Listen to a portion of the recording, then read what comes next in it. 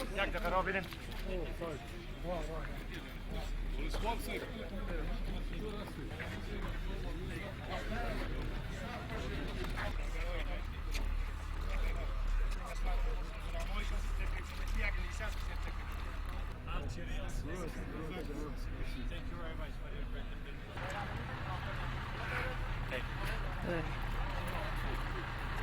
Thank you.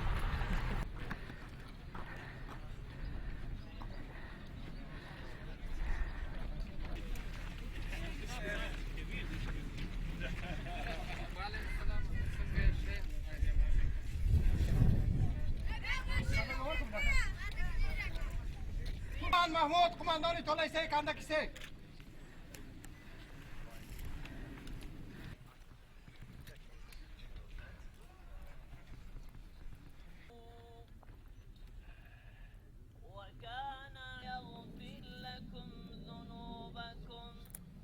او ورسره یو ځای به د خلکو د هوساینې دپاره د خلکو د خدمت دپاره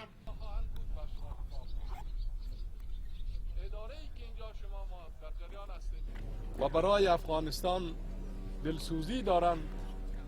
چیز مربوط به خود شماست که چگونه از این وضعیت استفاده آبادی امنیت خود شما عامل عمده تامین امنیت هست.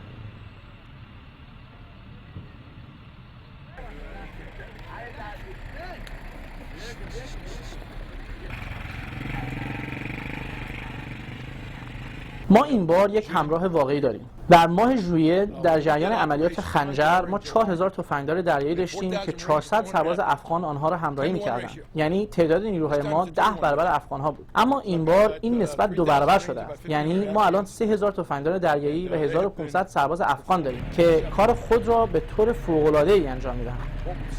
چیزی که ما در عملیات مرجع مشاهده می‌کنیم این است که برای اولین بار دولت مرکزی در چنین عملیاتی مشارکت جدی می‌کند. سابقاً این مشارکت در حد ولایتی با پلیس یا ارتش محلی بود، اما در این عملیات دولت مرکزی مستقیما درگیر شده. رئیس جمهور کارزای خودش اجازه این عملیات را داد و شرایط را پیشاپیش با شورا و مراجع دیگر در میان گذاشت. وزارت دفاع، وزارت کشور، افراد مسئول حکومت محلی همگی شرایط را فراهم کردند که وزارتخانه‌های حکومت مرکزی و همه اداره‌ها برای انجام کار هماهنگی لازم را انجام دهند. بله، این اولین گام است، ولی گام اولیه فوق‌العاده‌ای بوده. کسانی مثل تفنگداران دریایی این نکته را می‌دانند. اگر شما شاهد کارشان بودید و می‌دیدید واقعاً چقدر کم به شهر خسارت رسیده، چقدر کم غیرنظامی آسیب دیدند و الان چه تعداد زیادی در امان و پناه هستند، واقعاً شگفت‌زده می‌شد. این عملیات به خوبی انجام شده که ممکن است به نظر کار بسیار ساده‌ای بیاید، اما وقتی که بدانید چقدر مشکل و خطرناک بوده و چه اندازه خودداری،